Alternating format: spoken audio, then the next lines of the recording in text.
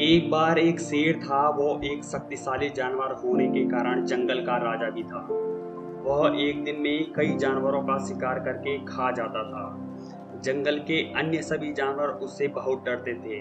वे अपने आप को जल्द ही समाप्त किए जाने के बारे में भी चिंतित थे, क्योंकि शेर बहुत शिकार कर रहा था।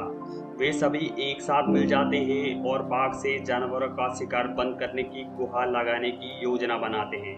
और वे बाघ से कहते हैं कि वो रोजाना एक जानवर आपको उपलब्ध कराएंगे। उन्होंने हिम्मत जुटाकर बाघ के पास जाकर अपना ये विचार रखा। बाघ मान भी गया। वे प्रतिदिन एक जानवर को उसके भोजन के लिए बाघ के पास भेजने लगे।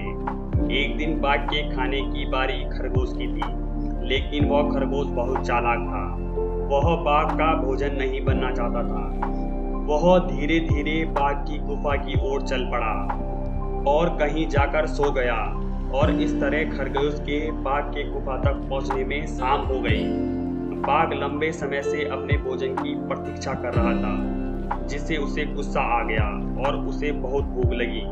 खरगोश को देखकर वह गुस्से से चिल्लाया कि उसे बहुत भूख लगी है और उन्होंने अभी एक बहुत छोटा खरगोश भेजा है। खरगोश ने कहा, महामहिम, उन्होंने वास्तव में मेरे सहित हमें 6 भेजे थे, लेकिन हमारे रास्ते में एक बाघ आ गया और खुद को जंगल का राजा होने का दावा करता है।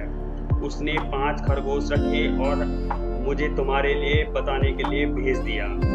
यह सुनकर बाघ गुस्से से भड़क उठा और खरगोश से कहा कि मुझे उस बाघ के पास ले चलो। खरगोश ने उसे कुएं के पास ले गया और कहा, बाघ उसके अंदर है। बाघ ने कुएं में देखा तो उसने अपनी परछाई को दूसरा बाघ समझ लिया। बाघ अपनी परछाई देखकर दहाड़ उठा। उसने सोचा कि दूसरा बाघ उसे लड़ाई करने के लिए प्रेरित कर रहा है, और इस तरह वह कुएं में कूद गया और डूबकर मर गया।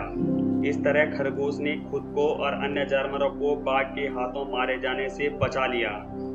इस कहानी से यह शिक्षा मिलती है कि समस्या पर ध्यान देने के बावजूद समाधान पर ध्यान दें। धन्यवाद।